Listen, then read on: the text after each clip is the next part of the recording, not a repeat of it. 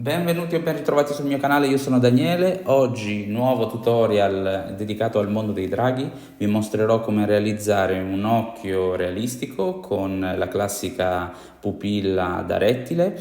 La particolarità di questo occhio è la possibilità di riflettere la luce tramite i colori che applicheremo sulla nostra iride e tramite la sua texture.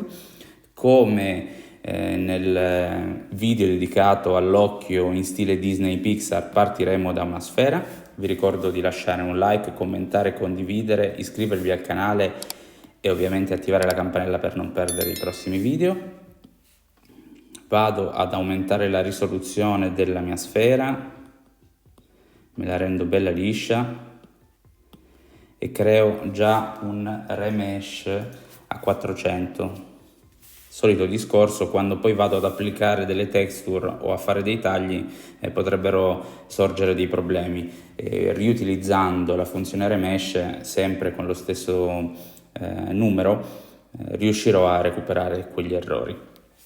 Ok, una volta ottenuta la mia sfera liscia andrò a duplicarla per 3 volte, ne rendo 2 invisibili e vado a lavorare soltanto su una. Come prima cosa mi sposterò in posizione frontale e andrò a effettuare la scalanatura. Per farlo utilizzerò la funzione maschera. Ci sono già dei video in merito, quindi vi invito a recuperarli. C'è anche un video per realizzare le texture e i relativi pennelli su Procreate, quindi andate a vederlo se l'avete perso. Io ho creato quindi un pennello su sfondo nero con la scalanatura del mio occhio in stile rettile. Me lo seleziono, imposto un'intensità alta in modo tale da avere una maschera molto nitida e poi vado a posizionarlo sulla parte frontale. Quando sono soddisfatto mi sposto sulla funzione maschera, inverto, seleziono lo spessore del mio involucro, che è molto importante per la realizzazione di questo occhio. Io ho messo uno 0,4 che è poco meno di 1 centimetro, la levigatura dei bordi è impostata al massimo e vado a fare un'incisione a rilievo. Questo creerà un involucro con un taglio della nostra pupilla e poi una parte interna. Questa parte interna me la vado a eliminare, che non mi serve. Ok. Ovviamente mi sposto poi su selezione maschera e vado a togliere la mia maschera da togli maschera con il mio rettangolo e vado a inserire una texture. Stesso discorso, quindi mi servirà un pennello. Io ne ho creato uno di una texture di un'iride. Vado sulla sezione punto, seleziono un'intensità. Io genericamente per questo spessore utilizzo un 10% che è sufficiente e non va a crearmi degli errori. Seleziono un punto e trascino finché la mia texture non è arrivata a ricoprire tutta la superficie del mio occhio. Dopodiché rilascio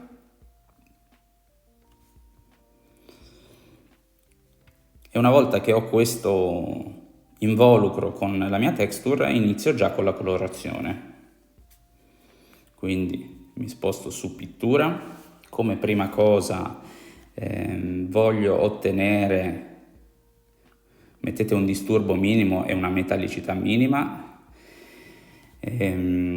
Voglio ottenere una rifinitura totale nera, quindi dipingi tutto e dopodiché vado a selezionare invece i colori che mi servono per colorare l'iride. Se volete ricreare esattamente quello che utilizzo io, adesso vi dico quali sono i colori selezionati. Quindi vado sulla mia palette e seleziono il primo colore. Scrivo E30.000, do l'ok e ho già il mio rosso. Ok, seleziono sempre disturbo e opacità e vado a dare una prima colorazione.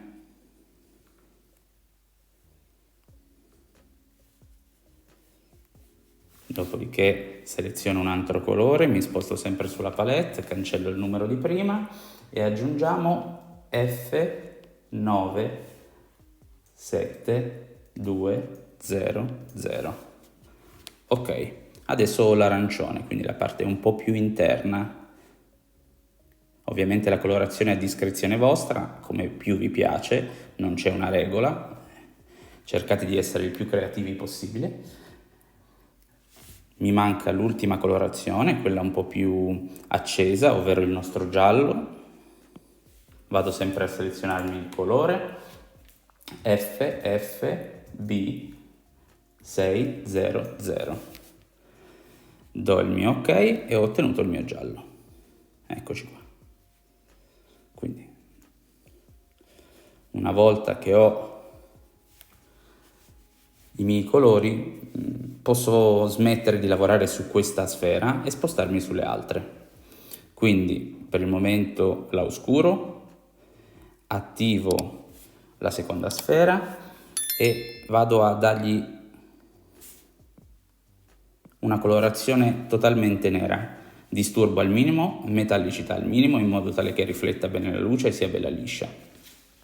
Dopodiché mi sposto sull'ultima sfera, anche questa utilizzerò una rifinitura nera con disturbo a 0 e metallicità a 0, e questa mi servirà per creare un involucro lucido del mio occhio.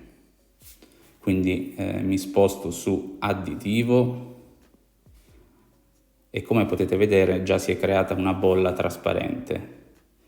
Opacità al massimo in modo tale che si veda bene e vogliamo anche che rifletta bene la luce. Eccoci qua. Vado a riattivare la mia sfera con la texture. Vado a inserire la funzione additiva, ok. Dopodiché mi sposto su post processing, lo attivo e attivo la funzione bagliore diffuso. Ora riprendo la mia sfera totalmente nera e ne modifico la dimensione. Quindi la vado a ritirare. Come vedete, più la vado a ritirare e più si sposterà dalla mia texture iniziale. Questo ci darà più o meno effetto e così abbiamo ottenuto un occhio di drago realistico.